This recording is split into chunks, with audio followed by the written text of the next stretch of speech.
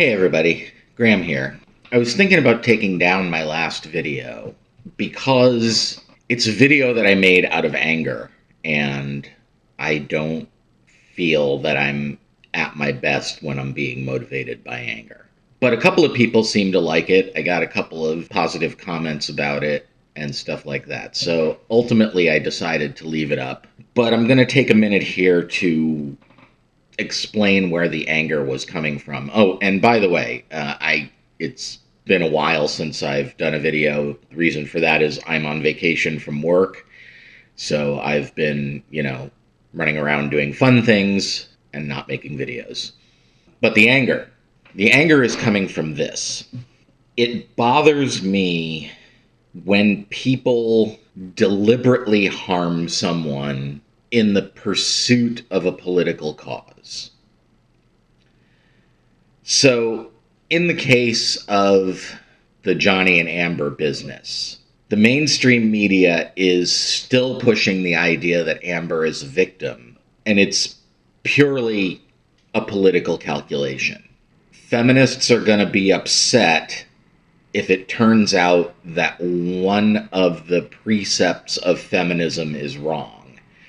And one of those precepts is that domestic violence is something that is perpetrated by men against women, and that therefore when women say they've been abused, they should be believed automatically. And there are some people who have gone as far as to say that the truth doesn't actually even matter. That you punish the man because he's a man, and you need to punish men in general to satisfy the historical injustice. And I think most reasonable people can see the problem with that.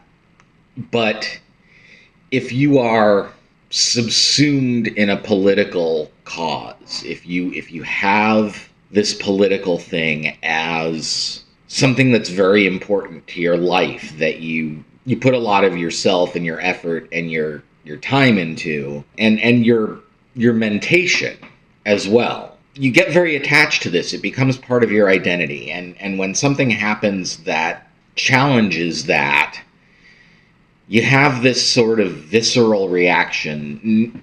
Not so much that your cause is being undermined, but that you yourself are being attacked.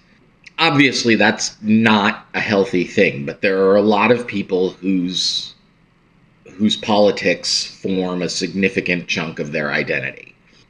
I have a friend, for example, who got a degree in social work in college and started working for a women's shelter and became, sort of the head of the women's shelter, and now is kind of a bigwig in that world.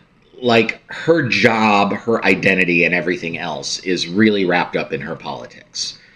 She loves to post pictures of her husband and daughter at protests and stuff like that. It's what she's about. It's her thing. And the facts of this particular case go against that. The facts of this particular case are that the man was the abused person, the woman was the abuser. The allegations that she made were false, and now she's getting punished for it. And a lot of people are upset by that. And I understand it, but it's not right. Because what they're doing is they're saying that harming a human being, in this case Johnny Depp, to harm that man is an acceptable thing to do in order to advance the political cause. And I think that's wrong. I think that no matter how you try to frame it, it's just spite, really. You're trying to settle a score on someone who wasn't even playing the game.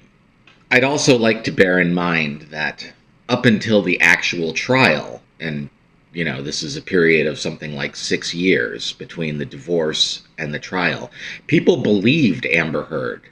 When they say believe victims, she was believed. In order for her to stop being believed by even a part of the population, she had to get dragged into court, and mountains of evidence had to be sorted through in order to reach the conclusion that her allegations were bull.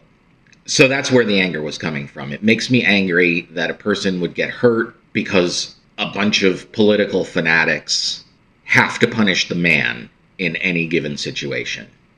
I think that most reasonable people feel that's wrong. A number of the people that I've seen online really reacting to this quite a bit are themselves victims of abuse, many of them women, who say they've watched the trial and they know what abusers look like and they're seeing an abuser when they're looking at Amber Heard. There are also plenty of women with husbands and sons who have either been through something like this or can easily imagine something like this happen. When I was a kid, and this was probably the late 70s or early 80s, there was a guy in my neighborhood who was accused of getting a little too friendly with an underage girl. This turned out to be a lie. She retracted her statement a few days later, but for those few days, that guy was really looked at as a horrible, horrible person. And I'm sure a little bit of that hung around even after the girl recanted her statement.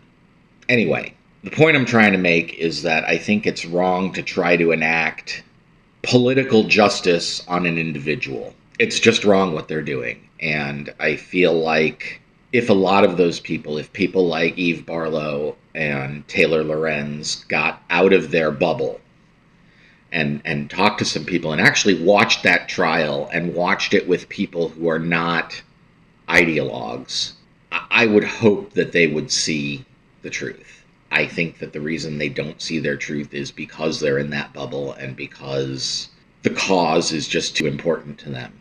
So when you're thinking about your politics, remember that when you talk about politics, you're talking about the state, the country, the world. But individual people are different. They don't necessarily fit into simple, neat categories. Anybody can be a victim. Anybody can be a perpetrator. Anybody can lie. And if your tendency is to believe somebody because of a political bias, then you're going to end up being wrong a lot. And you're going to end up harming people. And I think you're going to get a kick in the ass from karma for doing that. So I'm going to leave it there. I don't know if I'll end up making any more videos this week or not. Probably get into something next week, but there it is. And I'll talk to you folks later. Have a good one. Graham out.